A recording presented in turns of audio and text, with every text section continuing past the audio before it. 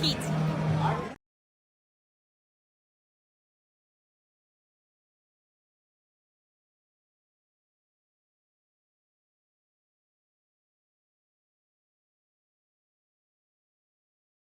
Hey everybody, it's Tony Schiavone of All Elite Wrestling, and this is True Hill Heat, and I said it right, you motherfuckers.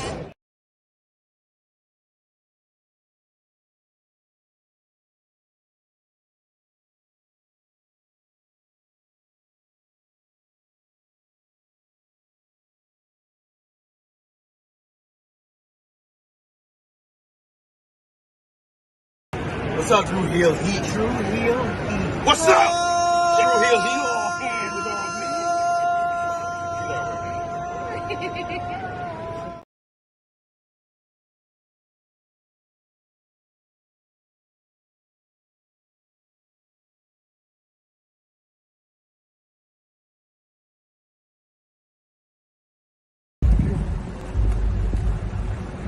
Yo, what up? You know what it is. It's your boy AJ Francis reporting to you live from New York City, the birthplace of hip-hop. And I'm telling you that I'm only tuned in with True Hill Heat Wrestling. Holla at me.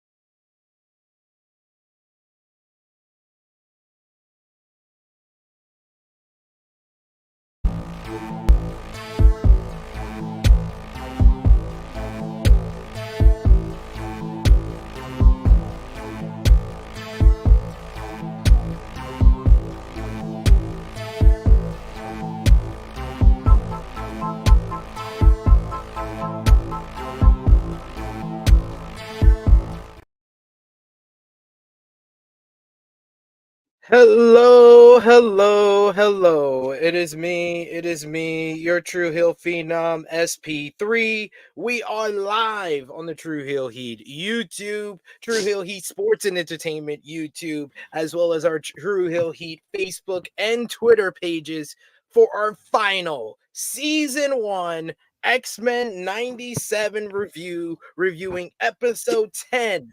Tolerance is Extinction Part 3, and boy, oh boy, do we have a lot to discuss. Of course, I am joined by my esteemed colleague that has been on this journey, this long journey of X-Men 97 with me. She is the #1 Rogue hater. That's why we got the background with Rogue picture again. It is Wendy. Oh my gosh. Hi, good morning. Hello, True Hill Heat chat. Hello, my esteemed brother. I'm excited to talk about this finale episode. I'm excited. They hit us with a lot in this episode. We got flashbacks, we got freaking teases for next season, and cameos. We have a lot of cameos. That's what I was gonna say, because I was like, God damn, did they hit us over the head? We thought they were hitting us with crazy cameos via Morph, but they went super ham on the cameos in the finale. Right. A lot. It was like a lot. Like once Magneto, when Bastion had the Prime Sentinels running, it was like cameo central, especially when you went to New York City and you see the Devil of Hell's Kitchen fighting, clotheslining folks. You got Peter Parker and MJ popping up out of nowhere. I had a good time. Yeah. I had a good time. And I know I'm frozen. Me too. I'm currently uploading the thumbnail for episode 10, so I'm gonna be frozen for a while. So keep talking if you want. I know that's what you probably messaged me in the private chat. Yeah, I did. I did. I was like, wait, does he know? Oh, I am fully aware, but as long as you can hear me, the show must go on. Exactly. Well, there you go. Yeah, I was like, you know what? I think they, with all the cameos, I feel like they wanted to end it with a bang, So I think it was a lot of teases, and I know a lot of fans were like, they wanted this person to be on a cameo. This person, and they probably heard everything that we were saying, and they're like, all right, you know what? We gonna do this for the last episode. Yeah, they went in, and I mean, I am the saying right now, we better get X-Men versus Avengers next season. Like they showed Yeah. us way too many Avengers for us not to do X-Men versus the Avengers next. And honestly, I am more intrigued with a cinematic universe of the animated variety more than I am with the cinematic universe of the MCU on live action. Yeah. I Like agree. give me Spider-Man 98. Yes. Give Yes. me Fantastic Four, the reboot. Give me all of that. I will eat it all up. But Yeah. we got in the chat with us. Remember, guys, we love to interact with all of you. That's why we've been doing these X-Men 97 reviews here on the True Hill Heat Sports and Entertainment YouTube channel, as well as across our social media platforms. We appreciate y'all for Yes. joining us every single Sunday on this journey through X-Men 97 Season 1, and we appreciate y'all for interacting with us. So sound off in the live chat. Give us your thoughts on the final episode of Season 1 of X-Men 97. It's already been confirmed. We're going to have season 2 next year. But honestly, by the end of this whole season, after watching episode 10, I was just thinking to myself, I was like, what the fuck did Bo DeMayo do? Bo DeMayo gave us the best piece of Marvel, anything, the best Marvel project, I would say, since Infinity War. Infinity War was the last one that was on this level of like expertise and greatness and universal acclaim.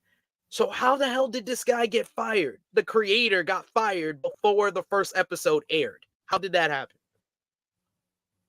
I don't know. Maybe, I mean, if I have to guess, because maybe creative differences that maybe he has that was different with the writers or the producers or the people in Disney. Maybe it didn't match. Maybe they're like what they wanted is not the same as what he wanted for Nick. I don't know. I mean, that it's a theory. That's my guess. I mean, when somebody that is behind something gets fired, I'm thinking it's due to creative differences. Yeah. That's what I'm Yeah, I guessing. mean, I heard that he gave in the script for season 2.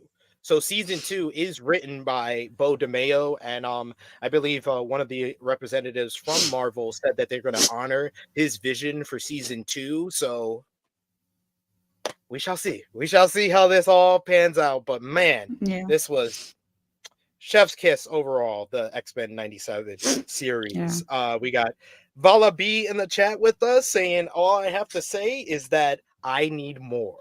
He said so many cameos. He also says the lost episode of the Spider-Man series. The lost episode of the Spider-Man series is canon now. Yes, because Spider-Man, the animated series, ended with Peter. He lost MJ in the multiverse, and he teamed up with Madam Web to go find her in the multiverse. So then when we see him in this episode standing next to MJ, it's confirmed that he found her in the multiverse.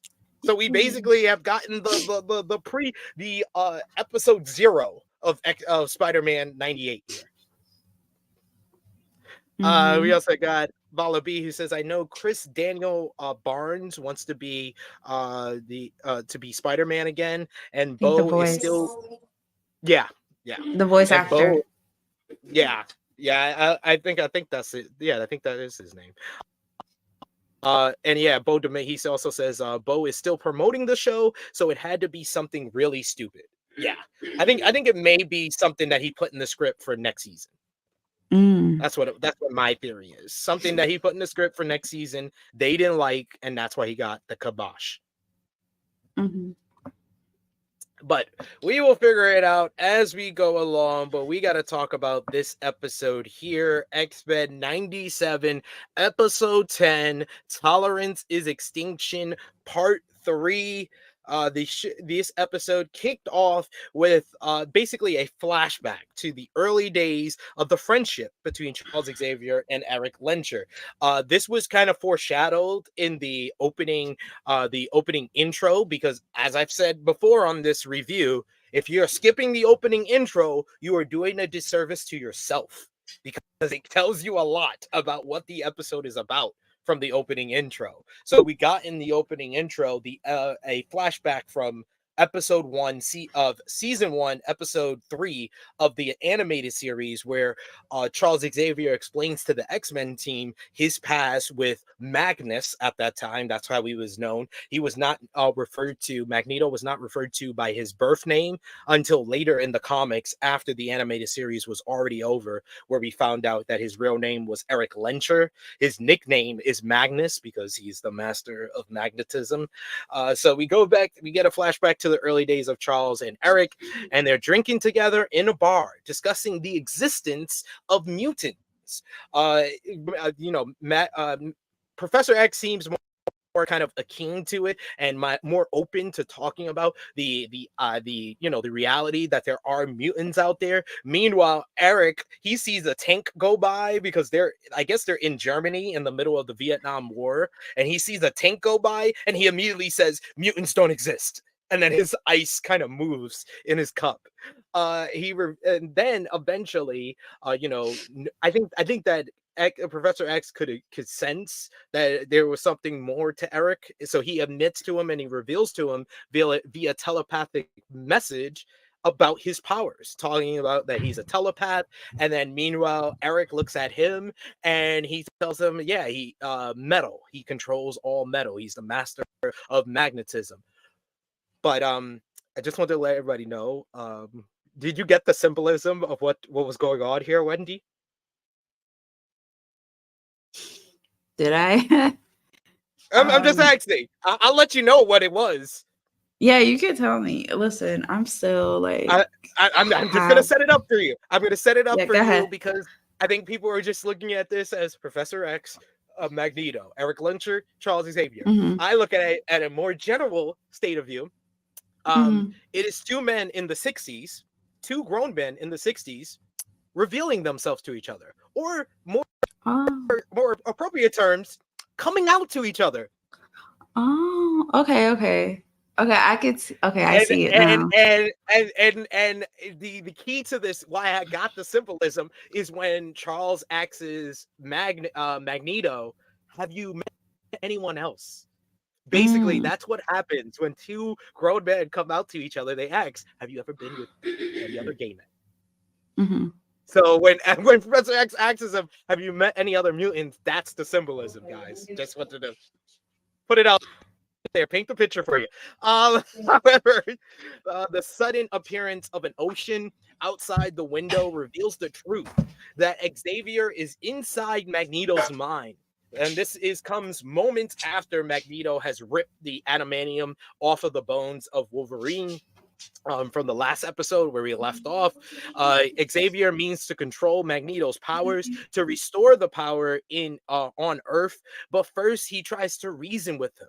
When that fails, Charles establishes a powerful psychic link and forces Magneto to turn the lights back on. He basically takes over his mind, and it's like he's like grabbing him. We see the whole Xavier dragging himself over, and he grabs onto Magnus, and he basically takes over his mind, and it puts both of them in like seems like a medically induced coma, where they're inside each other. They're inside the mind of Magneto now.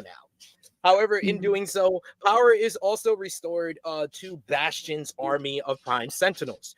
Bastion himself lords over the defeated X-Men after basically Cable has taken out Jean Grey. Jean Grey, we see her floating down into the depths of the ocean, while Cable is on his knees, Sinister and Bastion over him. He destroys the inhibiting device meant to stop him, does Bastion. The team is trapped by Sentinels. We see Morph, we see Storm, Forge, Jean Grey seeking into the lake after her fight with Cable, as Bastion preaches his hatred towards mutants. The Prime Sentinels are flying back into action, spreading across the world once again. Bastion attempts to make an example out of Cable after he talks some shit to Storm, which Forge was not pleased with. He's like, "Arr!" He was not pleased with that. But then Bastion wants to make an example of Cable. He asks Cable, "How many times did you try to stop me?" And Cable says, 200 times?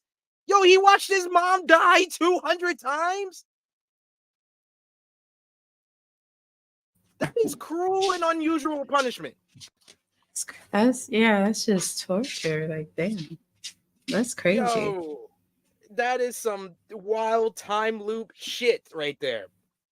Bastion attempts to make Cable an example, but before he can, Sinister first is like, "Well, you said I can take him."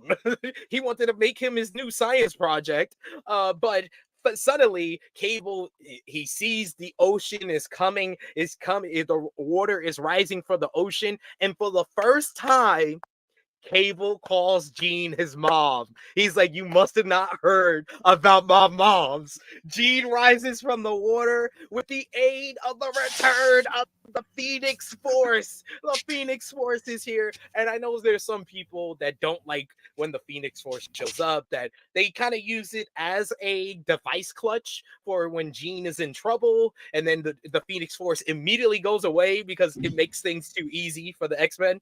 But I mean, I enjoy it. I always pop for it. And the fact that they've been teasing it all season, we needed to see the Phoenix.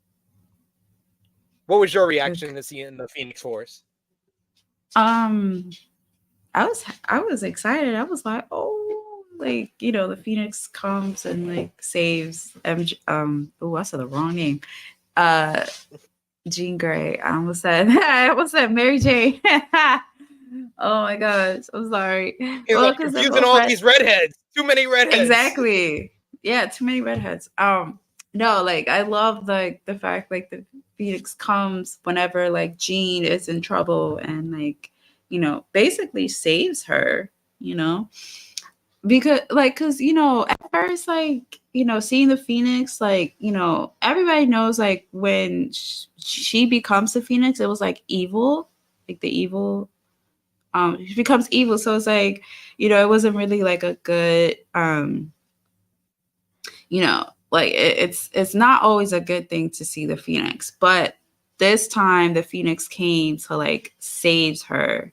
So I thought that was really good, and I was excited to see her. Especially like you said, they tease us in the intro when you see the Phoenix. You're like, oh, like, are they really gonna bring her? Like they should bring her, and then they finally did at the last episode. I think that was great. Like they waited at a good time to bring her.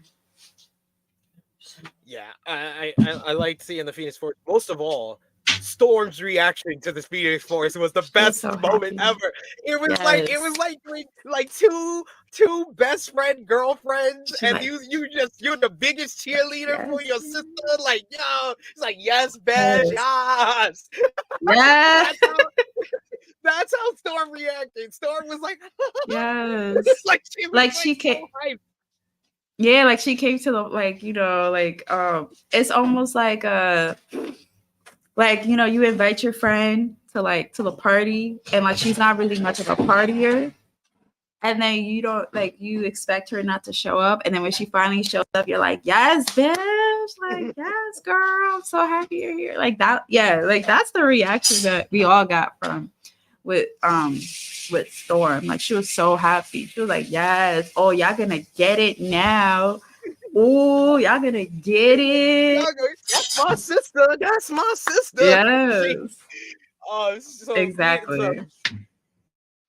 Jean with the Phoenix Force, she uses her incredible psychic powers to reassemble the inhibiting device and places it on Bastion, which immediately shuts down all the Prime Sentinels. Like we saw when Bastion basically got the Prime Sentinels, that's when we started seeing the cameo bursts. We go to New York City where we see Daredevil is clotheslining one of the Prime Sentinels with his yo, I pop for Daredevil might be my favorite of the live action like TV shows for Marvel. Like Daredevil, Charlie Cox was amazing. So seeing him in the animated form in New York City doing his thing, I got hyped. But the Prime Sentinels start fighting him off. They fight him into like some building, and he crashes into some building, and out comes pops out Cloak and Dagger. I was like, yo, what the fuck is going on? We got Cloak and Dagger here. Then we go to the White House. The Prime Sentinels are invading the White House, which is a callback from season 1's finale of the animated series, The Final Decision, where Massimo reveals that he wants the Sentinels to take over the minds of government officials. So it seems like the Prime Sentinels are about to take over the government at the White House because they invade, where Robert Kelly is there with Captain America, and the homie Tony Stark, the Iron Man, is there as well. I was like, yo, we are wilding the fuck out. No, you want to know when we're wilding the fuck out? When we see Prime Sentinels in Wakanda, and we see the Black fucking Panther with the Dora Milaje. I was like, yo, this episode is already 10 out of 10. No notes at this point.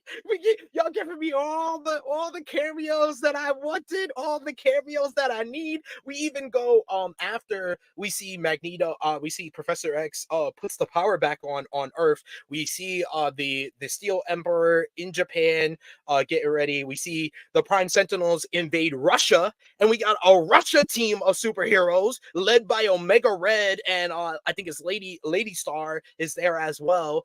And then I'm forgetting one more. Yeah, we go to New York City in the hospital, and we see Doctor Strange using freaking the mystic arts to do heart surgery because yeah. I was like, yo, this is insane. This is like this is like cameo overload. I was like, y'all hitting me with too much here. What did you think about the cameo burst of all the Avengers, all the different places, Wakanda, New York? What did you think? So, okay. So when they went to the White House, in my head, I automatically expected like seeing Captain America. I was like, okay, like that was expected, right? Because we saw him in the previous episode. But I didn't expect to see Tony Stark. I was like, I was like, oh wow, Iron Man. And then they're teaming together. So I was like, oh shit. I was like, that was a surprise to me. But that's confirmation. That's confirmation what Cap was talking to Rogue about when he said, my team is ready. That the team is an Avenger. We talked about that after that episode. If he was referring to the Avengers, that was the confirmation. He was referring to the Avengers. Yeah. And then seeing, Black Panther, I was like, oh, because I remember someone did say in the previous episode, someone did say that they wanted Black Panther, and they were hoping to see Black Panther in X-Men. And whoever said that, you got your wish. These people, they watch our episodes. I feel like they watch our review shows because they know they're not dumb. They saw our review and they saw that comment. They wanted to see, and lo and behold, Black Panther. And it wasn't like everyone automatically is good assume that it was T'Challa, but then as the episode progressed, it was his dad, right? His father, right? Yeah, it was T'Challa. Yeah, because they had the gray, and Bo DeMayo on social media confirmed that was a decision from Marvel. I think Marvel doesn't want to touch T'Challa anymore. T'Challa, yeah. Chadwick Boseman, passing away. Right. And I thought that was really cool, like for them to do that. And I don't know, I don't think you spoke about this, but like in the beginning of the episode, well, not in the beginning, but like throughout the conversation that Eric has with Charles, and there's a part you see like in the frame, in the picture, there's a boat in the water, and then you see Rogue. Yeah. And I did look up online that behind Rogue, there's 2 Easter eggs. You see Wanda, Scarlet Witch, and then you see her brother. Quicksilver. And Quicksilver. And I was like, oh my show. Because that was everyone that he loves on that boat. And it's Yes. also I forget the third person. There was another person on the boat. That's his other daughter as well. So it's basically Yeah. Rogue and the House of M. House of Oh, M with his is baby. what Magneto calls his family. Yeah, yeah. And seeing all the, that was really cool. That was a really cute, little like Easter egg like that. If you don't like, Yeah, I like the fact that they kept them in the dark. Unless yes, you know about their relationships, you wouldn't know who they were, but they kept them in the dark. I exactly. like that. Right, exactly. And Doctor Strange, I was like, oh wow, like they bringing out all the stars, and like they're bringing out all the stars. Everything, this whole part, Daredevil, every everything was good. Chef's kiss. I Yes, enjoy it. 10 out of 10. No marks for me for this one. This was yes. like all the cameos were just hitting at this point of the show. So like I said, the Phoenix uses her powers to stop Bastion, which causes to break his hold on the Prime Sentinels. So we see all the Prime Sentinels being shut down across the world. She also pulls the stolen mutant DNA out of Mr. Sinister. Like she finally gets her revenge on Mr. Sinister and pulls all the DNA that he's been using to keep himself young, to restore his look, and it turns him into this old, frail version of Sinister. And Sinister, instead of looking in the water to see his own reflection, he goes to Morph More. and says, how do I look? And Morph turns into his face and says, oh, you don't even look any different to me. And then Sinister is like he's like a teenage girl who is the head cheerleader who has a zit on her senior prom night. And he's like, oh my god, no one look at me, and he runs away. He runs away. What did you think about Phoenix and Jean getting their revenge on Sinister here, and Sinister's reaction to becoming old and frail? So seeing, I was like, yes, girl. I was like, yes, get your revenge on him. Like he made a clone out of you. He did what he did to Cable. Like, like, yes, get your revenge on him. Seeing like what she was doing, like taking all that DNA, and then what they were saying, how like what she said, like, oh, like you've been using this DNA to tape yourself and stuff like that. It's like very, I thought that was like a little symbolism there too, because it's like in real life, a lot of people, like not a lot, but like, there's a certain amount of people that do plastic surgery to make themselves look young and still stay young and still stay beautiful and stuff like that. And then like when someone takes it out, like if you do too much, you turn into like, it looks really, really bad. So it's like another reason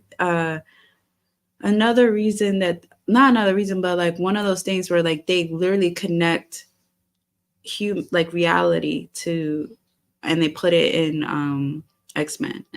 And that's one of the things that I really love about the show. And I love how like the writers and the creators, because like they put them together, how to bring reality into the show, how to make things relatable to the human person, to like the average human. How can they see that and be like, oh, that's so relatable, and I thought it was cool. And then just seeing like after her taking it out and then seeing him becoming this old ass man, I'm like, it was funny. He looked like Dracula to me, like Bram Stoker's Dracula in the 90s. I want to say 90s. Yeah. Yeah, that's what he was giving me. And him just be like, oh my God, don't look at me, please don't look at me. Like, and I think that's like how everyone feels like, when they get older, they're like, they don't want you to look at them. Like, it's. And he's like thousands of years old. So yeah. It's like, don't look at me. And it's like, yeah, it was giving me what is it? What's that movie? Oh, it was giving me, for the Disney kids that watch Tangled, Mother Gothel. Like she's very young and beautiful, and then like she gets really really old. She's like, don't look at me. Or it's Snow White and like the queen, the queen or whatever. When she's like an old lady, like don't look at me. Like it's like one of those. It was giving me very like one of those stuff. But I thought it was perfectly done. Absolutely. I needed that revenge by Jean. So the team only has a short moment to revel in their victory as they're finally released from the Sentinels after Bastion's hold on them is broken. Bastion has a different look at the start of this. He's looking more and more like a machine, which goes even more as he reemerges. He blasts the whole team. Then he goes over the Cable, rips his left mechanical arm off, and slaps him with it. I died laughing. I died laughing. I was like, yo, he just pep slapped him with his own hand. And then he uses the mechanical arm to become more machine. He combines the arm's technologies with himself, turning him into a powerful winged adversary. He flies off toward Asteroid M because he's like, he's hoping to crash Asteroid M into Earth and kill everyone. He was like, all right, you broke my hold on the Prime Sentinels. You took out my Prime Sentinels. Now I'm killing everybody. Humans, mutants, I don't give a fuck. Meanwhile, back in space, Xavier tries to help Magneto remember who he is, and the rest of the team looks after Logan, who is still recovering from the brutal attack by Magneto in Episode 9. Jean warns Cyclops of Bastion's approach, while Xavier tells them that he must repair Magneto's psyche. They tell him that you might get lost in there, and we had earlier, I believe it was Vala B, who says, I really thought they were going to set up Onslaught. They did. In the comics, Onslaught is basically he spawns from Xavier taking over the mind of Magneto because it combines the hatred and the darkness of both Magneto's mind and Xavier's mind, and it basically stays dormant in Xavier's mind until it's basically fully spawned, and then it takes over Xavier's body, and then it becomes its own entity. So it's basically the mind child of Magneto and Xavier here. This is what we're seeing. We're seeing the beginning of Onslaught, regardless of them like overtly saying it or not. Xavier taking over the mind of Magneto has combined their hatred and their darkness, and it's going to stay within Xavier until the time is right. But yeah, that's basically they pinpoint that because Jean tells Xavier when he goes and gives the message to her in Cyclops, she's like, if you guys stay this way, you guys' mind might be lost and combined together forever. And he's like, that's a risk I'm willing to take because we need him. Xavier knows that we need Magneto to finally win this. I just need to reason with him. So while they're doing that, the team has almost no time to prepare as Bastion arrives. But oh man, I'm sorry, Rogue hater. This was Rogue's moment right here. Rogue saying the line because she comes up and Bastion gets to Asteroid M. She says his name was Gambit. Remember it. Boom, nigga. Just punches a flying punch right to the face. She punches him all the way to the other side of the moon. Bastion is able to get some offense in on her, but then Roberto finally embraces himself as a mutant. He comes full fire mode, and he says, "My name is Sunspot," and he helps out Rogue. So it's Rogue and Sunspot versus Bastion here. However, a heavy decision is being made on Earth after the Prime Sentinels are taking out at the White House. President Kelly's dumb fucking ass enacts the Magneto protocols, which Captain America is literally there like, yo, we shouldn't be doing this. Then they even call up T'Chaka, Black Panther, and he's saying the same thing. He's like, I don't think you should be doing this. Like, that's a big risk. We don't know what's going to happen if you send those missiles. Like, you should give the X-Men a chance to figure this out. But he says, no, we're gonna send off. But did you see the Easter eggs on Magneto's profile in the file? Did you see Of all the Easter the eggs that they had on Magneto's file? legally. So on the Magneto file, they it's a callback to the old trading cards that was on that used to have the X-Men. That's one thing. The second thing, they also put a bunch of his like different groups that he's been in. So they talk about the Brotherhood of Evil Mutants. They also got the X-Men. House of M is also up there. But the big Easter egg is it says on the side Magneto, and then it says formerly known as Eric Lencher. It also has the actor who played his voice in the original animated series. And then the best one, it says Michael Blank, Ian Blank. The two actors, Michael Fassberger and Ian McKellen, that played the live Yes. action Magnetos in the Fox movies. I pop for that. Aw, that's so cute. Aw, that's so cool. Like for them to add that there. That's really cool. Cause it's like it's not just the voice actor that did Magneto that brought it together, that brought this character together. Like let's not forget you have the live action actors. They brought this character Magneto together. So it's good that they gave them like credit, Yeah, a little like there's a spot reason. time. Like I think that people need to understand, like with all comic book and even in the superhero live action genre, there's the big three. Every comic book or like a franchise, whether it's Marvel, whether it's Avengers, whether you could go Marvel or DC, and then you DC, could break it down into the different groups like Avengers, X-Men, Justice League. You always have to have a big three. Avengers big three is Iron Man, Captain America, Thor. The big three in the DC is Superman, Batman, Wonder Woman. In the X-Men, the big three has been for the past 25 years Wolverine, Professor X, Magneto. Magneto is the most interesting out of the big three, though. And that's why they kept putting him in all those live action movies. So I love this little callback to the live action actors who did amazing job. Michael Fassbender, I think, doesn't get enough credit for how good he was in the later X-Men movies. No, agree.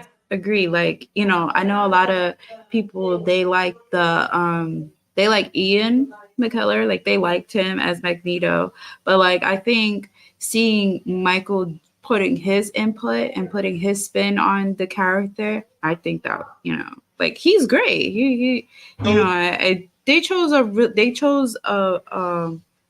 really good actor to play that, that character.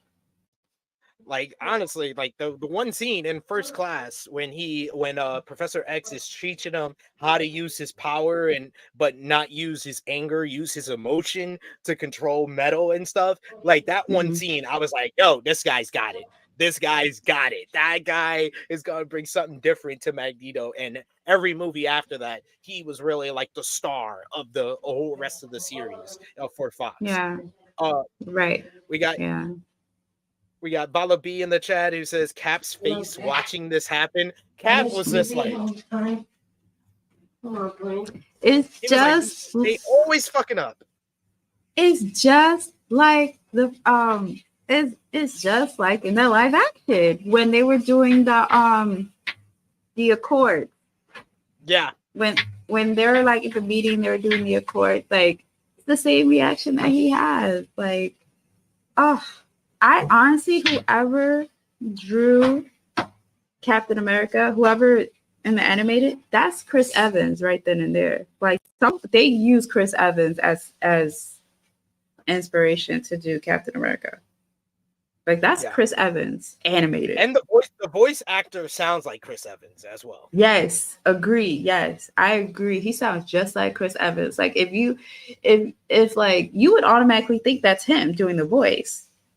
Like you would automatically think that's him, but it's like it's somebody else. But like the way he speaks is so Chris Evans like in Captain America. So whoever picked that guy, great job. Well done. Well done. Yes. We Well got done. Vala B. He says, them lingering on Cap's face as Kelly made that decision. This is totally coming back to him at some point. Yeah. Yeah, I think that's what it's gonna lead to X-Men versus the Avengers. Maybe we can even see like the Avengers helping the new team of X-Men find the X-Men that are lost in time. Mm-hmm. I could definitely see that for sure. And I want to say, like, going back to like, because we didn't talk about Bastion's new, like when Bastion took Cable's metal arm, and he transformed into this like metal machine or whatever. I want to say, like, look wise, it's giving me, and if anyone knows, like, you guys are true. It was giving me very, if you guys don't know the show Gargoyles, when they have the metal, like the evil gargoyles, it was giving me very that. And I thought that was really cool. I mean, if that was their intention or not, or it wasn't, but to me, how I saw it, I was like, oh, this is giving me gargoyles, like metal gargoyles. And I hope they bring back gargoyles. I'm just saying. They need to bring back gargoyles. Like that's a dark horse. That's I would say that's like a cult classic. You know, I like that.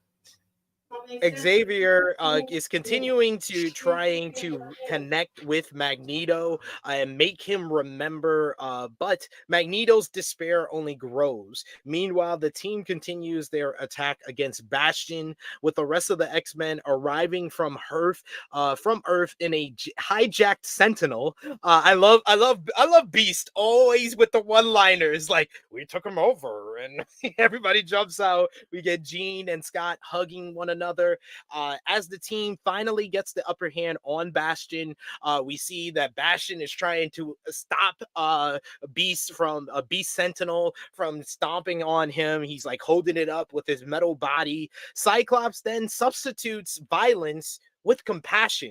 It was Storm who tried to basically get to kind of reason with Bastion's humanity about what he was doing, and then Cyclops is the next person who then uses compassion to try to get to Bastion, saying that you could have been one of us. Your mom, it wasn't Professor X that didn't want to come and make you join the school. Your mom pushed him away. Your mom's own bigotry and racism made her force him away, where you could have been part of us.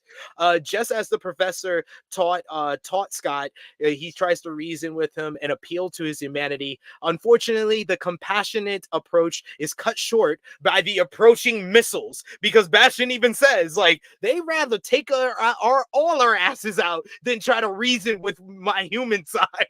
And the missiles are about to destroy the asteroid's gravity core and send it plummeting toward Earth. Bastion takes this as proof that he was right. Humanity would rather destroy itself than live with mutants. Rather than be saved by the team, Bastion allows himself to die in the explosion from the missiles, it's appropriate, but it's sad. It's so sad that at the end they tried to even reason with him, tried to be like, yo, we rather not kill you, we rather just put you on our team. But his hatred is too inhibited in him. And it comes down to his mother and his father, especially his mother. His mother was racist. His mother hated mutants, and that put him on the path that he was on. If he would have had a better mother, we wouldn't be in this situation. Yeah, what did you think about Bastion letting himself die and the whole final sequence with him? He looked crazy. Like, his look-wise, he looked crazy. I was like, oh look. Yeah, he was all falling apart. His eye was hanging out and stuff. Yeah, I was like, well, damn. I mean, did he really die? Do we know he died? Because, I mean, do we?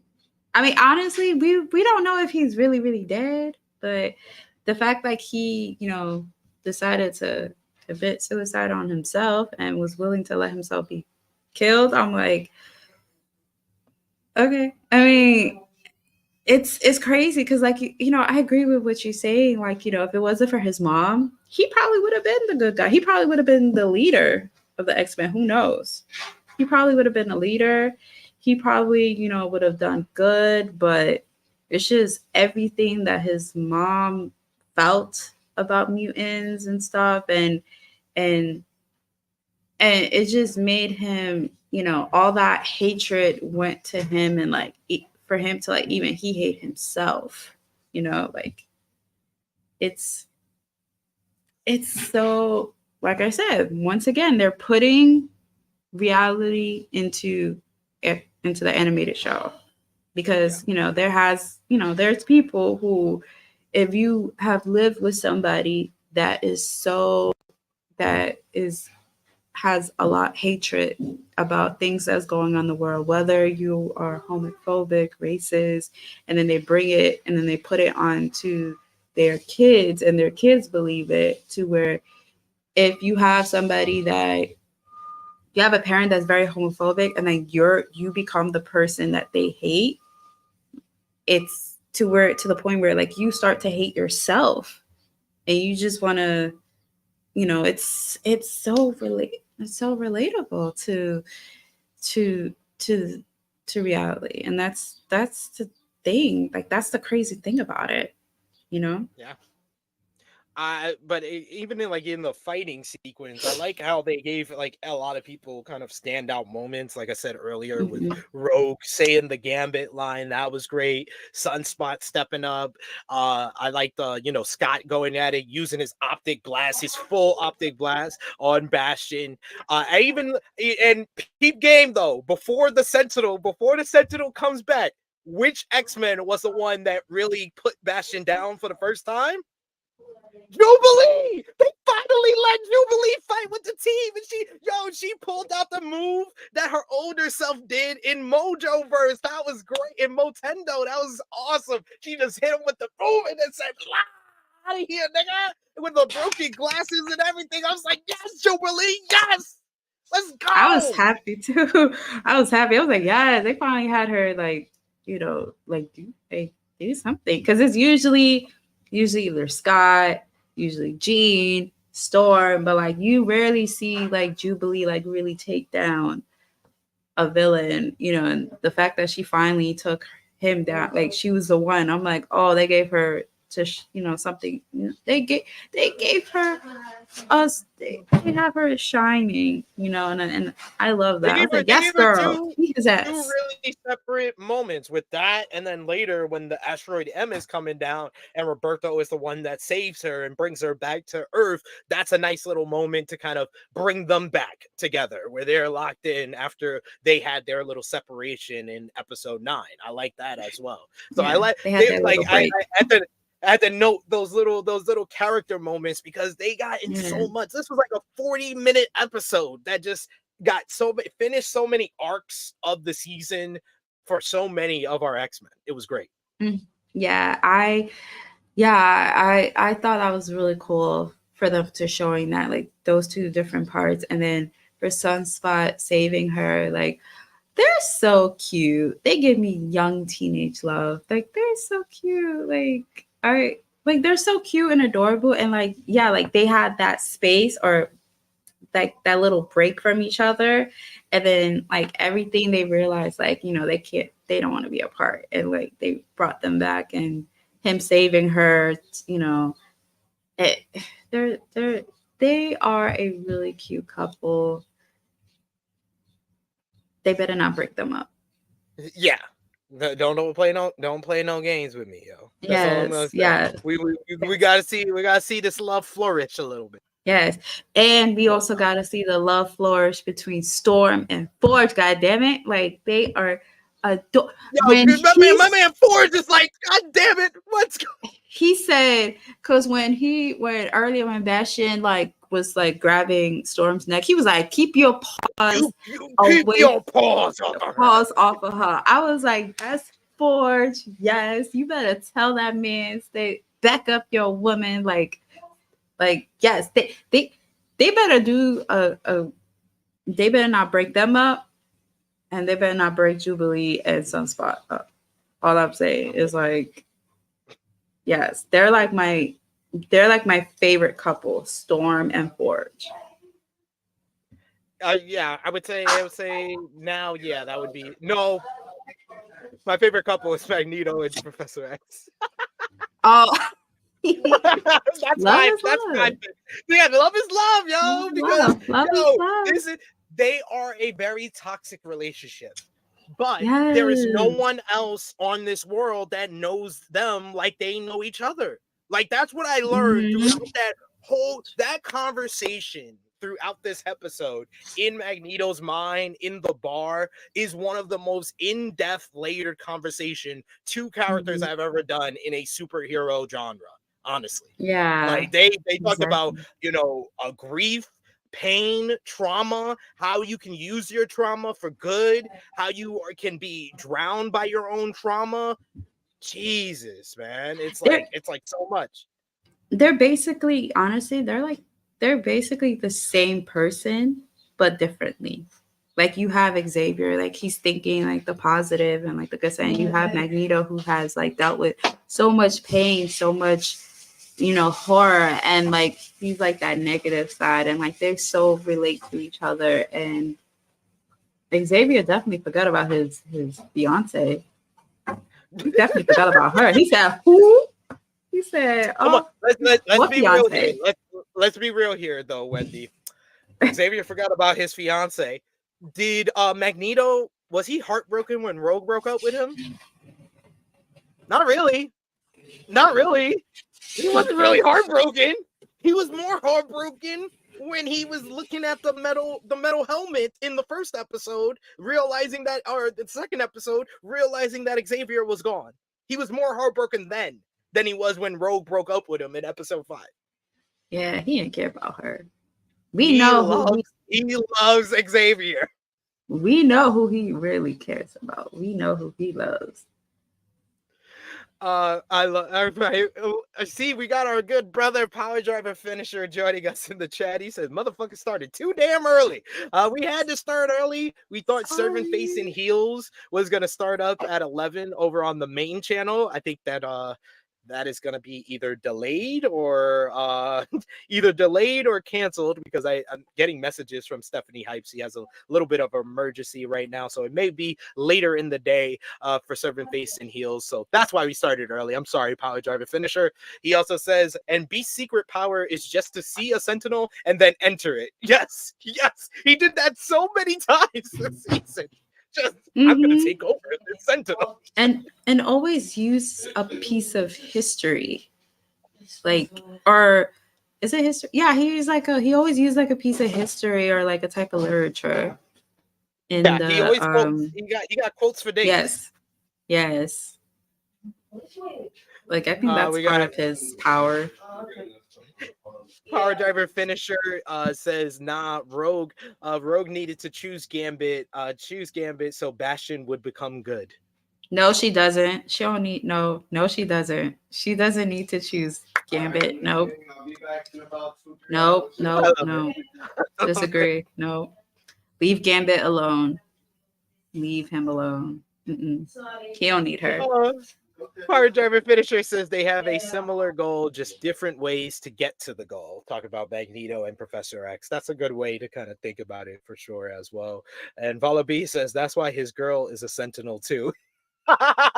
Talking about Beast, yes. He about to fuck a Sentinel. He ain't gonna get no blue balls anymore. He gonna fuck that Sentinel. With Asteroid M heading towards Earth, the team makes a plan to keep the planet safe, knowing that it may cost them their own lives. Scott and Jean both want to basically be the leader and take things over and avoid this asteroid, blow it up if they have to. But basically Beast says like, yo, no, the best way to do this is if we work together. We got to work together to get this done. But before they are able to do that, Scott and Jean decide they are going to use the latter's psychic powers to say goodbye to their son Nathan / Cable. And my lord, Wendy, as a father, this was probably the most emotional scene for me because, like, yo, I was like, finally, Scott, You're acting like a real father. You're not acting like a fucking deadbeat for once. He's given the gift of looking into his father's eyes, and they did it way better than X-Men The Last Stand, where they actually show you his eyes, and it's a nice touching moment. And I love Cable like really telling his real feelings towards his parents. Like he was like, I used to always hear the stories of the X-Men, and I used to get upset. I used to be angry because I knew I was supposed to be in the past doing these stories and living these stories with you guys. But they was like, you know, we love you. We always wanted the best for you. And Scott said he's gonna stop making his father's mistakes, and he wanted to just say goodbye. Oh man, this was like that was probably the most emotional moment of the episode, and one of the most emotional moments of the whole entire season. Like it landed so perfectly. And later we would find out, though, kind of a nice little kind of loop, tying up of the loop with the ending of what I think is what I'll talk about in a little bit here. But what did you think about just this scene here with the psychic message to Cable? Oh my gosh, like it was so, like, for me it was definitely a definitely tearjerker, like seeing that. And just how they did it, how like they showed his eyes, like say like, oh, you have your father's eyes, and then they showed it. I thought that was so cute. I was like, oh my gosh, like you definitely have you in your emotion. And oh my gosh, it was so sweet. I love that. Like very emotional. Yeah, that And it was sucks beautiful. though. That was like the perfect ending for the whole Yeah. Nathan Cable storyline throughout the season. Like they finally Right. like were a family for one moment there. Like it was beautiful.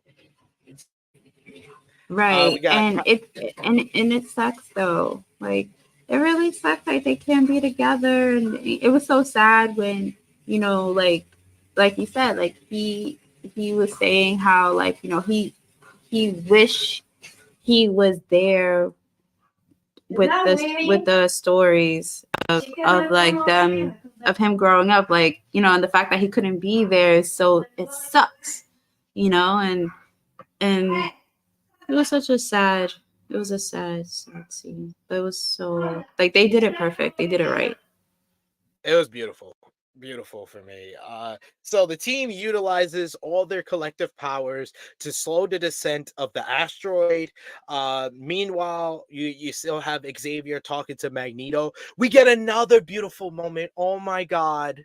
Morph finally tells Wolverine how he really feels, and he says she can't tell you this right now, but I can, and turns into Jean and says, I love you, Logan, please push through. And you hear him saying Jean, like in his, like, either in his, under his breath or in his mind, but he's still fighting, he's still pushing through. That was a beautiful moment as well.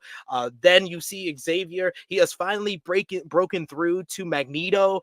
Magneto remembers who he is. He remembers who he is. But then he says, "My name is Eric Lencher." But then Xavier asks, "But you are known as something else, Magnus. What else is your name? What else is your name?" And this is the big moment where he says, "I am Magneto." The moment it really just brings out all the major themes of this season in this one moment. Xavier tells Magneto that X-Men are a family, and that even if Magneto cannot remember his parents' faces, because like he's like, I can't remember my parents' faces, and Xavier tells him it's because they died when you were so young, you can't remember their faces. He says Xavier tells him that even if he cannot remember his parents' faces, he still has people who are like him and who care about his future. As Magneto remembers who he is, he awakens and utilizes his powers to help the team. However, I don't know how much help this is, because he basically uses his powers. He gets Asteroid M, he pulls it using his magnetic powers, brings it back into the atmosphere, into space, and then it just explodes.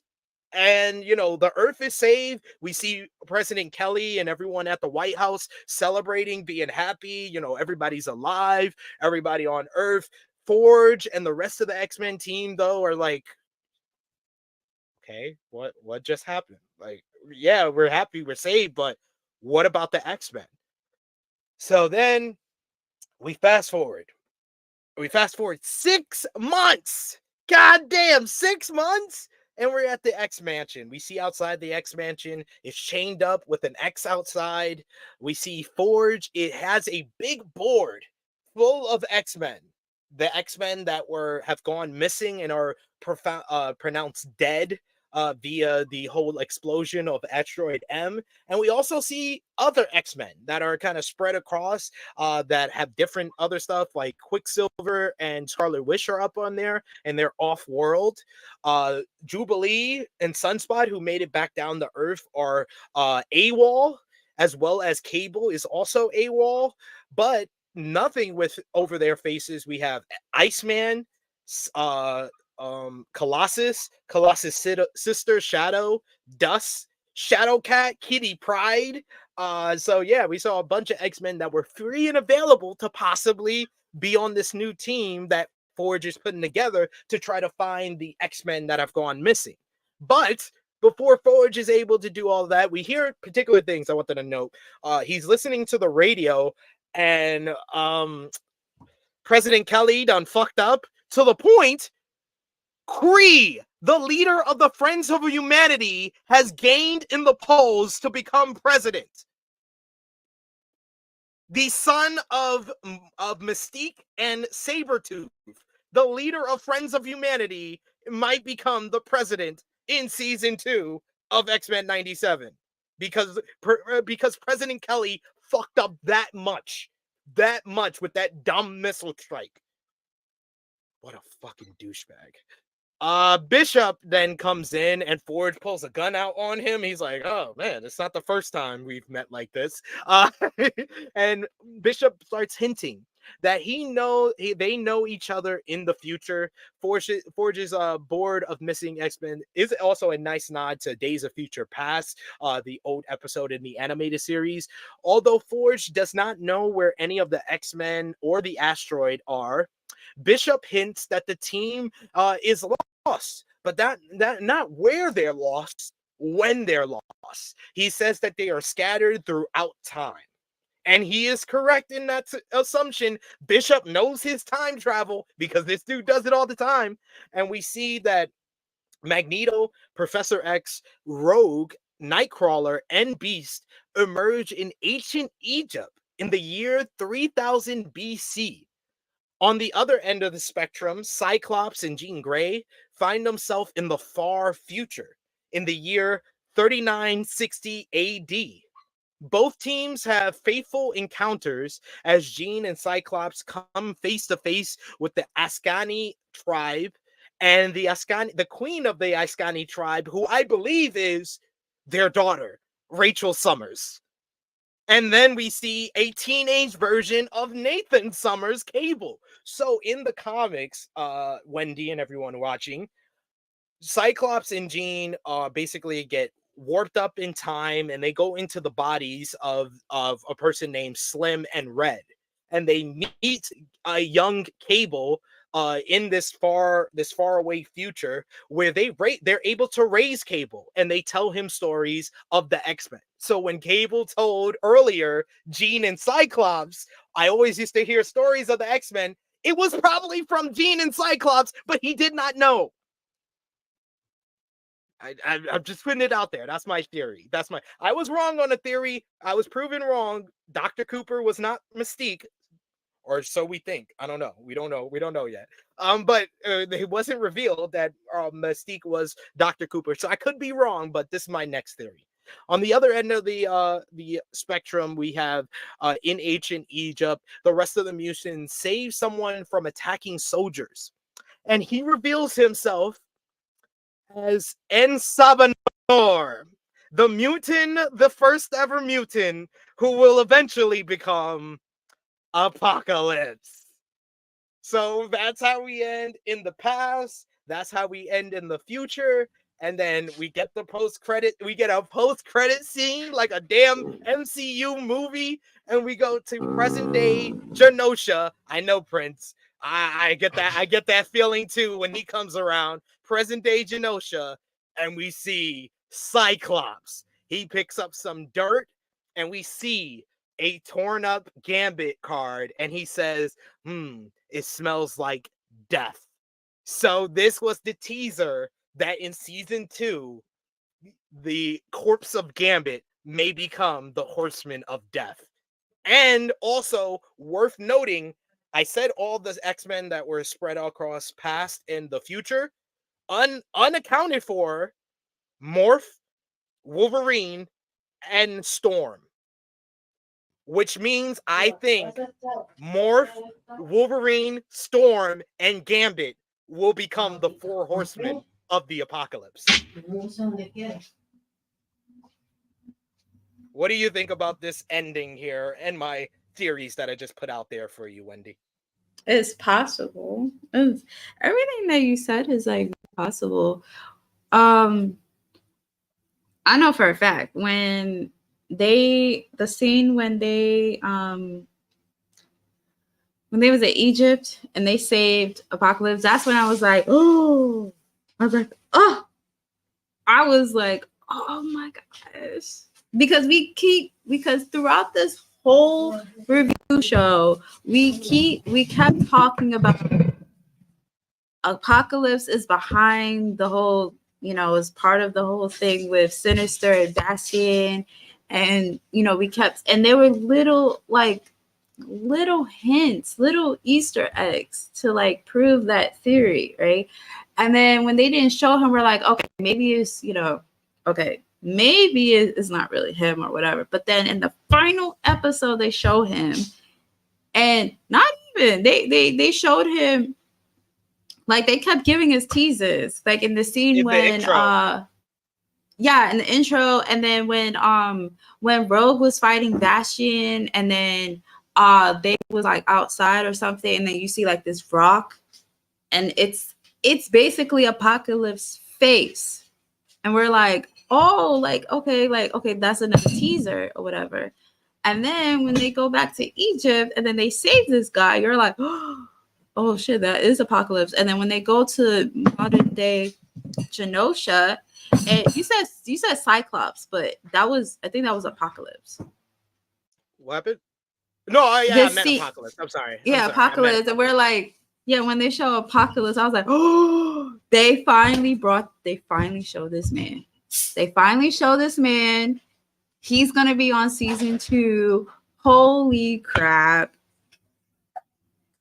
And the fact that he picked up Gambit's card, oh man, the possibilities that season 2 is going to bring. We know for sure we're going to get Apocalypse in season 2. We could get Onslaught in season 2. And also, Balabi's right. They tease Kang because they're the big pyramid in the past. It has all the circles. That is Kang City. And that is the same thing that Victor Timely had in Low-Key season 2. It's the same thing. And it's the count. That's where the Council of Kangs meet at the end of what was it? The Ant-Man 2, the Ant-Man 3 movie. Like, that there's so many things that are looping in, and Kang is introduced in season 4 of the original series. I think it's not. I don't think it's One Man's Worth. I think it's Beyond Good and Evil. It's basically Bishop is stuck in like the time spectrum, and he's stuck with a variant of Kang, and he's the one that is controlling everything and doesn't want Apocalypse to change time. So there was a lot of Kang references here. Apocalypse, man, I can't wait for season 2, especially he brings back Gambit. Oh man, this Horseman team. That's why I also wanted to note that Morph, Wolverine, and Storm are not there, because Wolverine and Storm in comic books do become horsemen. And Morph, he has this whole control by Sinister. Sinister is known for working with Apocalypse. I can see the former X-Men of Morph, Storm, Wolverine, and Gambit being the 4 horsemen of the apocalypse. It seems like we're gonna get Age of Apocalypse next season. Yes. Yes. Season 2, hurry up, hurry up, hurry up. I'm excited. And yeah, like No, I was gonna say, like, if they do bring back Gambit, please have him go against Rogue. I really want this battle between them. I'm waiting. Okay, I'm gonna stop. Oh, so mean. What? The city in the past says Vala B, the city in the past that's Kang City, based on Apocalypse's old origin story that people actually like. Tyrone Kidd says we need more Kang references in these universes. Honestly, yes, if I'm MCU, because this dude fucked it up for the live action, you can complete the Kang story in animation. Just do the Kang story in animation. He fucked it up in the live action. You can't use him. And I think he was a great actor to use in that role. And they already fucked up Kang by having Ant-Man beat him up in Ant-Man 3. That just killed Kang for me anyway. So and then he fucked it up in real life too. So do it in the animated version. Do it in the X-Men. Why not? Yeah, make people forget the action. Power Driver Finisher says, hey, Shay, Gambit. And Power Driver Finisher says the clues for Apocalypse were everywhere. Yeah, Apocalypse. They did this well, where they sowed the seeds of Apocalypse the entire season, and then left us with the cliffhanger. Apocalypse is coming for season 2. Yeah, do it better than the live action movie, because that was trash. Garbage, as I would say. Garbage. Trash. It was trash. Yes. I heard the live action. Did you hear the rumor live action? Marvel was thinking about approaching The Rock to play Apocalypse. The Rock? The Rock. I don't know how I didn't hear about that rumor, but I don't know how I feel about that. I mean, how would you know more of the comic books and stuff like that more than I do, but like, what's your opinion on that? Like, do you feel like, can you see The Rock fitting that character of Apocalypse, or I mean, I could see the final boss Rock playing up something closer to Apocalypse. If he embraces it like that, I can see him being able to pull it off. I don't believe that Marvel would approach The Rock after what happened with DC though. Right. Yeah. And that's so okay. So my question is, like, okay, if they decide to do like a live action, like, of the Apocalypse, right? If you could pick any actor to play him, like, who can you see would fit that character? Like, in your mind? Honestly, I'm really trying to cast my X-Men first before I get to the villains. I'm trying to, like, Okay. I already did my big pitch. I think I said it yesterday on the True Hill Heat flagship podcast, or some other podcast. No, I think I said it on social media, and I said it over on Lyric Swinton's YouTube channel. She did a review of X-Men, and I said Jeremy Allen White, the actor that plays the bear on The Bear and played Lip Gallagher on Shameless, he's the perfect person to be the new Wolverine. He's short, he's got the muscles, he's got the hair, he just needs the sideburns. He could pull that off great. As far as a Cyclops would be interesting. If he wasn't already a fuck up in real life, someone like an Army Hammer would be good, because he kind of has that look. He kind of has that look of of Cyclops. He could play a pretty good Cyclops, but he's a fuck up in real life, so probably not. But yeah, someone like of that kind of structure, that kind of look. Storm, man, like, that's the big one. I think Storm is going to be the most difficult to cast, because, like, honestly, just from the voice is going to be the most important thing with Storm. I think that's something that there's so many people that they like, oh, I can do the look or whatever, Bianca Belair, Jade Cargill. We've seen it all in wrestling and stuff like that. But no one has the voice. Someone like, they got to have a voice that's akin to some of the actresses that are in Black Panther, like Angela Bassett. Angela Bassett has that commanding voice that a Storm actress should have. So that's going to be a difficult one to cast. Jean Grey, I don't know anybody that could play Jean Grey. I mean, that's gonna the X-Men itself is gonna be hard casting. That's what I'm really trying to explain. That I'm not even thinking about Apocalypse. I'm like 4, 5, 6, 7 different roles that I have to cast before I even get to the villain of Apocalypse. Honestly, I'm calling Michael Fassbender to play Magneto again. I don't give a fuck. I don't give a fuck. He can play Magneto again. Oh my gosh. Yes. We got Power Driver Finisher. He says, nah, Ant-Man being like, did I save the universe? Had me being like, okay, King is still alive. So what? He fucked it up. He won a hand-on-hand combat against Kang. Ant-Man. The fuck? That killed it. That killed that shit, yo. Power Driver Fisher also saying, I heard The Rock, but he definitely he would definitely ruin it, in my opinion. That's fair. That's fair. We got Tyrone who says Rock has ruined DC and we don't need him in Marvel. Wow, that's interesting. Jim Carrey as Apocalypse. What do you think about that? Oh, Jim Carrey. I don't know if I can see. Well, okay. I don't know if I can see Jim Carrey playing it, but Jim Carrey, he's a very he's one of the goats. Like, he's one of the greats. So I could see, like, and he can become he can be any character. So I feel like he can maybe put a different spin on Apocalypse, or maybe put his spin on who Apocalypse is. But I don't know. I don't think I can see him like that. I can see him more like, I can see him playing Sinister. That's what I was about to say. I could see him being like playing Sinister. You know, I could see him more of a Sinister guy rather than Apocalypse. Yeah, I agree with you.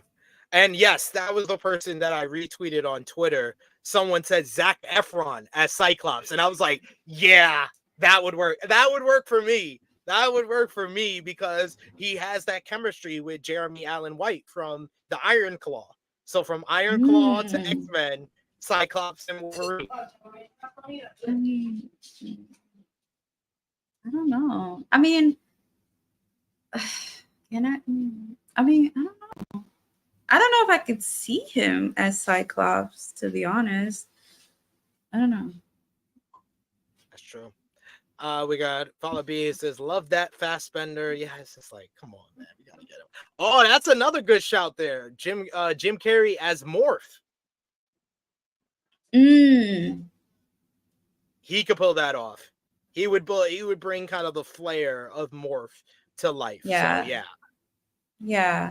But is it Morph like young or something? Not really. No, right? We don't know. We don't know. Oh, we don't even know his age.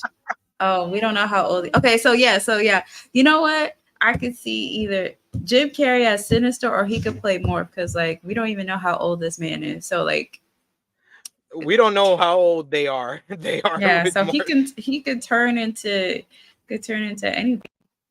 To be honest. The guy we got. Antoine, it says the guy who does the voice of Kratos in God of War. That's a shout. Okay. Yeah, I'm trying to think of any actors or actresses that are. I mean, I'll give it to Marvel. They did a good job with casting for the new Fantastic Four movie that's coming out. So I'll give them the benefit of the doubt. Oh, they could get Sydney from The Bear to play Storm. They've just put all the actors and actresses that work together in this one X-Men movie. Get Sydney from The Bear to play Storm. There we go. Mhm. Oh, Winnie's hey. here. Winnie's here. Hello. Hello. Oh, so pretty. So cute. So Yes. I got a full list here of all the cameos throughout this episode. So Silver Samurai, Captain America, Iron Man, Daredevil, Doctor Strange, Black Panther, Cloak and Dagger, Omega Red, Crimson Dynamo, and Darkstar were the Russian superhero team. The superhero team that was on the lakes of Genosha was Cyclops, North Star, Aurora, Puck, and Frenzy. You also had on the boat with Rogue was Scarlet Witch, Quicksilver, and Polaris. And then the ones that were watching the missiles as Asteroid M was coming down on Earth was Peter Parker next to Mary Jane, and then Flash Thompson came behind them. God damn, that's what? 1, 2, 3, 4, 5, 6, 7, 8, 9, 10, 11, 12, 13, 14, 15, 16, 17, 18, 19, 20, 21 cameos in this one episode. That's a lot. To say the least, that was a lot. Mhm. Indeed. Mhm. Indeed. Why you have to go over there? Yeah. We got also in the chat here, yes, Cyclops was there too. And we got Frantic World who says, I just need Marvel to bring back the Runaways and Cloak and Dagger in the MCU. I watched the Runaways. Runaways was my shit. I really liked Runaways. But yes, Wendy, we've made it to the end. We've made it to the end of this episode, the end of season 1, X-Men 97. Any final thoughts before we give our thumbs up, thumbs down, thumbs in the middle, out of 10? What did we give the show? Our MVP and LVP. Final thoughts on this episode.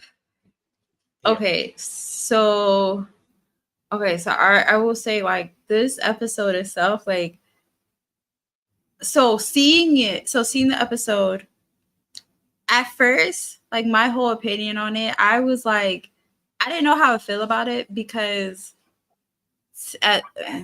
me watching it, I was like, I don't know, I don't know, I feel like I expected it, like, I think I wanted more.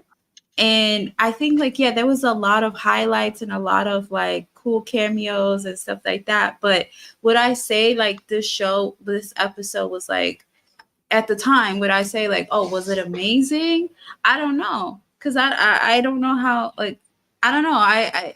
It didn't leave me like, oh my, what the F did I just watch or whatever, right? And this was before I found out that they did a post credit. Because I didn't know that they did a post credit. I didn't know until I saw there was on YouTube this YouTube channel I follow. They was doing a review of the episode, and they did a review of the post credit. And I'm like, wait a minute, there's a post credit. So I went back and I saw it, and I was like, oh my freaking gosh, like, oh my gosh. And now I'm like, okay, this was a really, really great episode. Great final season, final episode, final part. I cannot wait for season 2. I'm so excited. If I have to rate it. Wait. So we're gonna give our final ratings. Okay. We're gonna give our rating out of 10 for this episode. Mm-hmm. And we're going to give our MVP, LVP, thumbs up, thumbs down, thumbs in the middle for the episode. Then we're going to give it for the season out of 10. What did we give it? We're going to give our MVP for the season, LVP for the season, and what we thought was the best episode. If you had to tell somebody to watch one episode of season 1, what would it be? So let's start with just this episode here. Tolerance is Extinction, part 3. Let's put our thumbs in the middle in 3, 2, 1. Thumbs up across the board from both of us. Out of 10 for this episode, I'm going to give it a 9 out of 10. This was one of the very best episodes of the season, in my opinion. And it ended, they hit the mark. They stuck the landing. That's what they needed to do here. This season has been excellent going into the last episode, and they stuck the landing tremendously and gave us a cliffhanger that is making everybody anticipate season 2 even more. So 9 out of 10 for me. What did you think?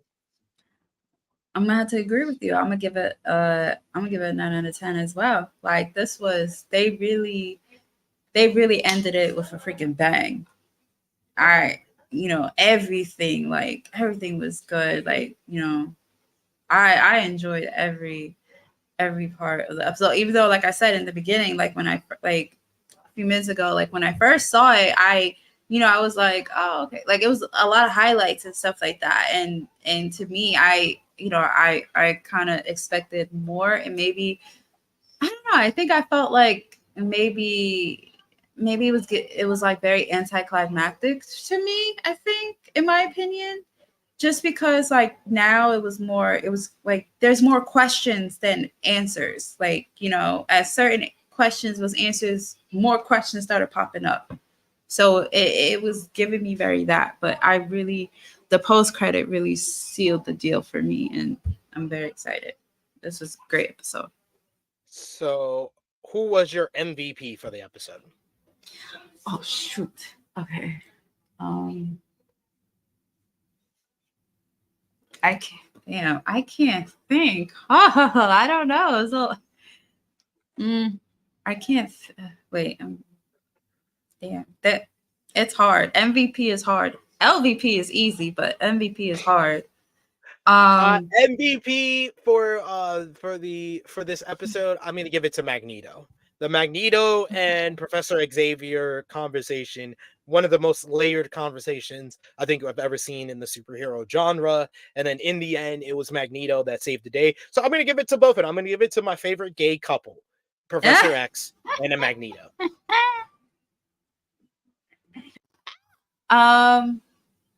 Or actually, you know what? Okay, I'm gonna okay. So I'm gonna choose somebody that I don't think any of us have picked this person throughout the season, but I'm gonna give it to Jean Grey with the Phoenix. I'm gonna give it to Jean Grey. I'm gonna give it to her. That's fair. That's fair. Yeah, she came out with the Phoenix. She did her thing. I'm gonna give it to her.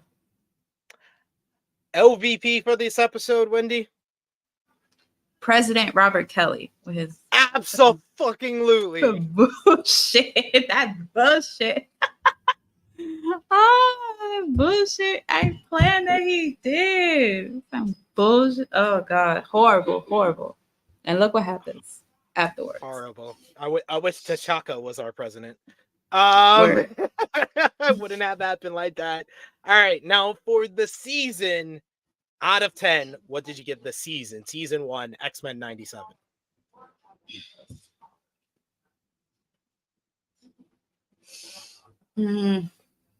That's hard. I don't. Not every episode. I'm gonna have. I think it averages out for me to a 9 out of 10. A 9. Okay. I'll go 9 out of 10 overall for the season. Yeah, there were some episodes that I felt like didn't hit. There were some episodes that I felt like were rushed through, like, Inferno and Life Death. I didn't think that they really got those down pat, because those were large overarching comic book series. It was multiple comic books over multiple years. And Inferno, they did that in one episode. Life Death, they did it in two, like half of one episode, half of another episode, instead of making it one full episode. So I can't give it a full 10 out of 10, but 9 out of 10. It was such a great season, and it left room for a perfect season. Right. So, okay, I'm not going to give it 10 out of 10. I want to give it like maybe 8.5, like 8.5 out of 10, just because certain, like you said, like there's certain episodes that was really good. That was like the freaking best. That was 10 out of 10 caliber. But then, like you said, there were some episodes I was like I wish they would have did it did this way. And then also the character wise, like certain characters, I wish they would have highlighted a lot more. Yeah, that's basically it. That is fair. That is fair. And then who was your MVP for the season? Ooh, that is hard because we got a lot of candidates. There is a lot of candidates, but I'm gonna go. I see a lot of people in the chat already saying it. It's gotta be Magneto. It's gotta be Magneto. Magneto was right. Magneto, like the trial of Magneto, him and Genosha in episode 5, him being locked up, the multiple scenes of his nipples, him and Charles in his mind. Like, yo, he was the highlight and the focus. He was the main character of the season. Right. Okay, so I will MVP, I will give it to Magneto. But I will say, like, if I could do like honorable mentions, I want the honorable mentions, I will give it to Storm. Yeah. And this is gonna be y'all gonna be very surprised, but I will another honorable mention. Hate to say it, but I will give it to Rogue. I said it last week with you, and I'm glad it came around.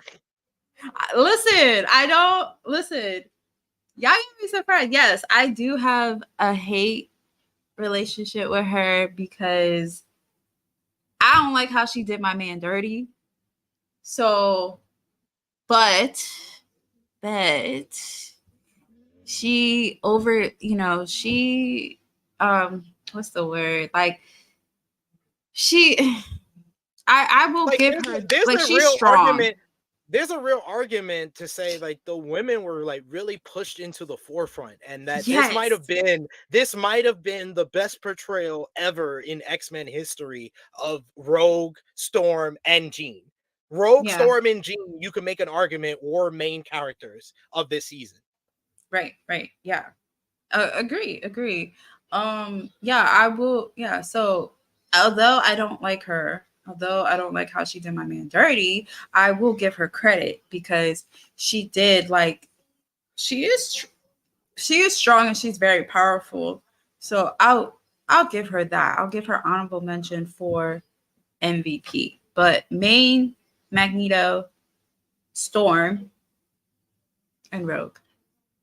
My gold medal is going to Magneto, silver medal to Storm. This is going to be a controversial one, y'all. My bronze medal, Bastion.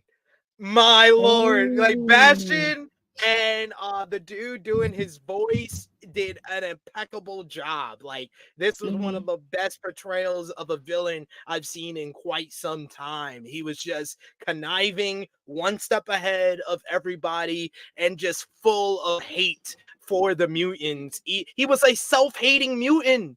Like, it's like a self-hating black guy, like a self-hating mutant. This is great. It was so great. He chewed up everything. Like, yeah, absolutely, Valaby. He chewed up every scene he was in, and he was only in half the season, except for like foreshadowing and some clues before he showed up too. But man, what a job by Bastion. LVP for the season. Who would you say, Wendy?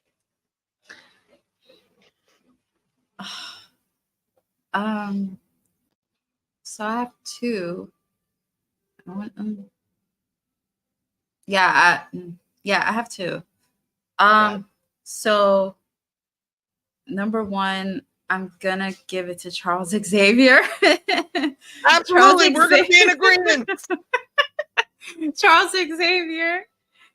And my second is, I hate to say it, but I'm gonna have to give it to the Boy Scout Cyclops. I'm sorry, Cyclops. You know what you did. You know what you did. You know what you did, sir. It was your fault. And I forgot to mention when we were recapping the episode, one of the other great parts of this episode was Scott saying the quiet part out loud to Logan when he goes to Logan in his bed, and he was like, "Don't you break her heart." Like, I was like, wow, he's full. That is the first time Scott has fully admitted that Jean loves Logan. Mm-hmm. Wow, Yep. that was deep. That's deep. That's deep. It is to know deep. that to know that your woman is in love with somebody else, and to try to help that someone else by telling them, "Don't break my woman's heart because she loves you." That's Yeah, deep. that is deep. So on that scene alone, Cyclops, you do not get a medal in LVP.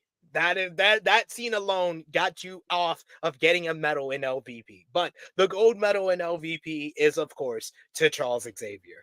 Dude, you were getting space coochie for most of this season. You were watching your children have sex. You admitted it. You admitted it. Don't tell me you didn't. You admitted it. You admitted it. Mm-hmm. Number two for me. Number two, I'll go with Sinister. Okay. Mr. Sinister, because he kind of became the secondary villain when he's always been, and you know, a lot of times he is like that. He's teamed up with Apocalypse, and he's been the kind of the secondary villain to Apocalypse. But at the beginning of this season, it really seemed like he was the big bad of the season, and then slowly but surely he got put to the back. And then how he got defeated in the end was getting a pipple on prom night and running away like a girl. You deserve LVP. So he gets the silver medal. And then the bronze medal. Yeah, I still don't fuck with you. Sunspot, I'm sorry. I'm sorry. It took you way too long to embrace being an X-Men. So you get bronze medal. I'm sorry. I couldn't think of anybody else. Sorry, man. Sorry, dog.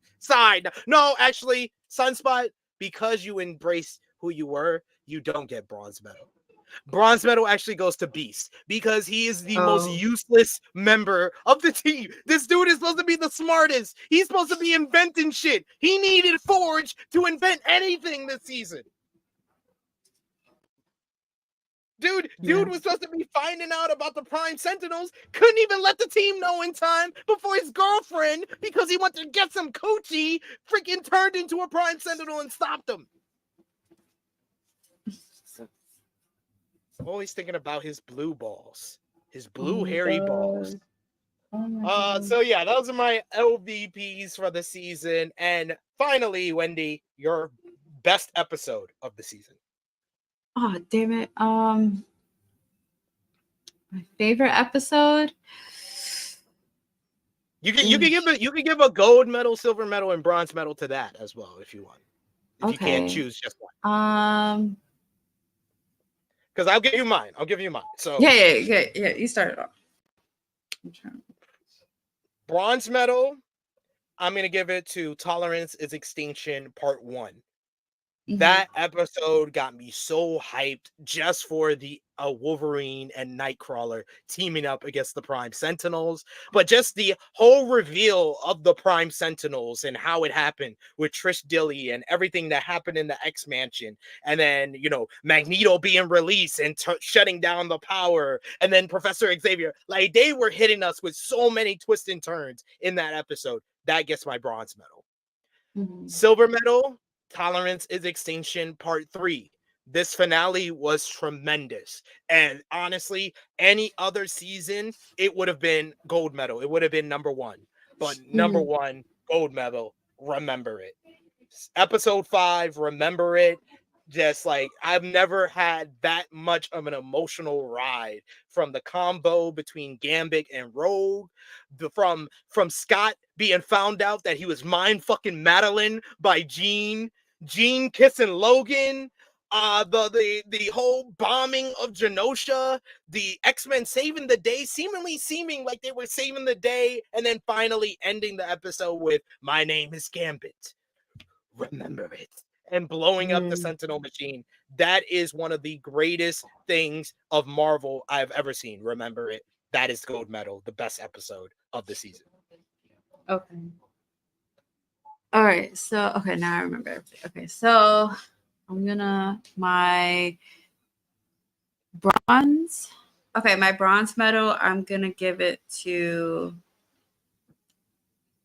Tolerance is Extinction. No. Okay, no, I'm gonna start. Okay. My gold medal, I'm gonna give it to episode 5. Remember it. That was crazy. That was a crazy episode. It was very crazy. My silver, I'm gonna give it to Tolerance is Extinction Part 2.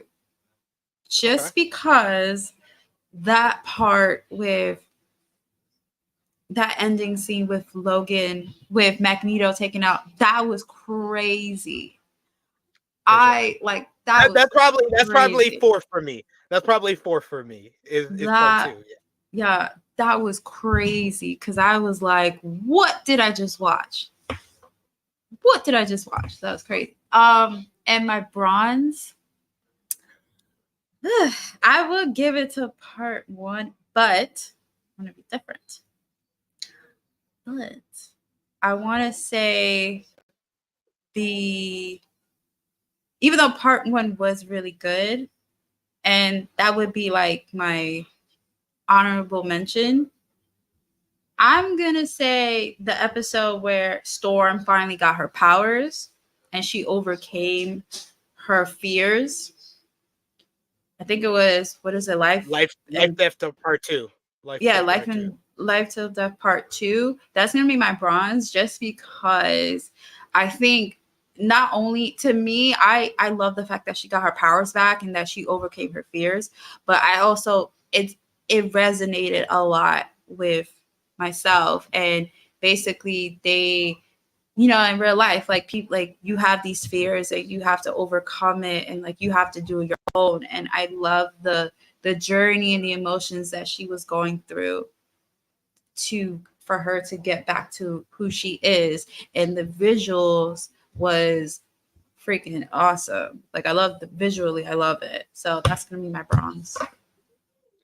So that brings us to an end for X-Men 97. What a ride it's been. And I've got to thank each and every one of you that have joined us for any of our reviews, or if you watch them all. We have been getting a lot of great support for these reviews that we've been doing over here on the True Hill Heat Sports and Entertainment channel. So you definitely got me for season 2. I don't know, Wendy, do they got you for season 2 as well?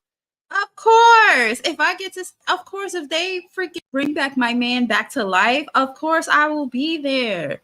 Yes, definitely season 2. You will definitely see me and see more rants, more rogue rants. I don't know. Maybe there's somebody else that will become on my list to be a rant. Who knows? I'll definitely be there. But I'm also going to do a complete list. I'm going to do a complete list where I'm going to rank every episode of X-Men 97 season 1. So not fully done with all the content for season 1 here. I'll do the full ranking for every episode of season 1. And of course, we're going to have to turn around and get ready for Wolverine's return to live action as Hugh Jackman returns in the role in Deadpool and Wolverine. I've already been talking to Wendy's other half of Josh, and we are talking about doing some type of video to kind of talk about the live action X-Men side of things for the lead up for Wolverine and Deadpool, and we'll do a review of that movie when it drops as well. And we're gonna have more show reviews as well, because in the month of June, myself and Miss Chrissy Love are teaming up to review Power Book 2 Ghost final season 4 part 1 starts on June 7th, so we'll be doing reviews for that. Then at the end of June 27th, the entire season 3 of The Bear drops, so we'll be doing reviews of that show as well. Me and Chrissy Love are going to be doing kind of a breakdown of the first 2 seasons of The Bear for the channel. So man, you got a lot of great content coming on the entertainment side of the sports and entertainment channel. But I want to thank Wendy so much for joining me every Sunday, bringing her great energy, her positive, personality that I saw the dark side of when Rogue turned against Gambit. I loved it. I finally saw the true heel in Wendy when she was talking about Rogue, and this ride has been amazing to see it all fleshed out. Her heel turn has been amazing. But Wendy, thank you so much for joining me all these weeks. Let everybody know where they can follow you and when they'll see you again. So you can follow me on Instagram at Evelise21. I usually be in the background during the watch-alongs because literally my significant other, he is always in the forefront. I mean, you can, I don't know when I would show up or anything. I don't know what other shows, well, other than those shows that you mentioned, hopefully there's other shows that, that you guys would be reviewing that maybe I could pop in here and there. Yeah, you guys saw my heel side, so it's not just Josh who is a heel, I have my little heelness with Rogue. I mean, honestly, I said it before and I say it again. I never had an issue with Rogue. Like, I thought, I liked her in the anime series, but I think this show just changed my perspective of her. So, yeah, that's basically what it is. Like this show. So, thanks a lot, Disney. Thank you.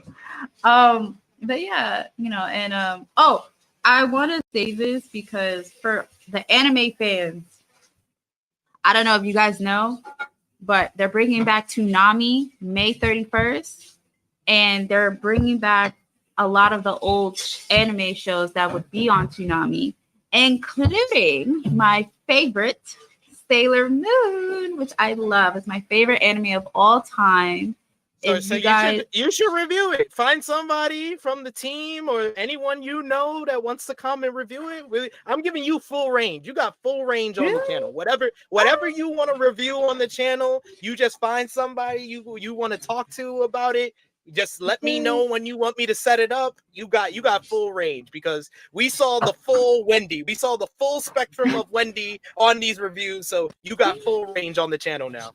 I mean, I don't know who would be willing to do a review on Sailor Moon. Like, I don't know who would be willing to do it with me because we'll find somebody. We can. Yeah, I mean, not only would they give Sailor Moon, but also like I think they said Dragon Ball Z Kai. So I don't know. Maybe we could do like a rival show between DBZ and Sailor Moon. I don't know. Maybe I could get my significant other on this, and maybe we could talk about, why, in my opinion, I feel Sailor Moon is better than DBZ or something. I don't know. We might argue. I don't know.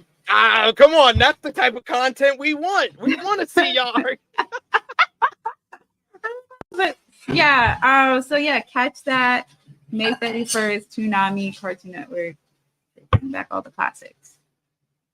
For sure. And you can follow me on the Twitter machine at TrueHeelSP3. You can follow the gang Facebook, Twitter, Instagram, TikTok at TrueHeelHeed, patreon.com/TrueHeelHeed. If we're not over on the wrestling channel, if we're not here on sports and entertainment, you can find other content over on our Patreon page. And that is the best place to support us when we are not on live on either channel. And go over to ProWrestlingTees.com, foryourwear.com. Get your True Heel Heat merchandise. Love to see people out there wearing that merchandise, whether it's certain face and heels, True Heel Heat merchandise. We appreciate any and all support, and thank you so much for all the support for our X-Men 97 reviews. And let us know in the comments down below what other shows you would like to see us talk about and review. We're open to any and all suggestions, so just let us know. I know that Wendy is also a fan of trash reality like I am, so yes. I mean, catfish reviews, yes, maybe a 90-day fiance review. Y'all let us know. We are here to do what y'all want us to talk about, and y'all can join the conversation as well. So let us know in the comments down below. But until then, For Wendy, it is me, your True Hill Phenom, SP3. This has been our X-Men 97 final review for Season 1, Episode 10, Tolerance is Extinction, Part 3. We are signing off until next time.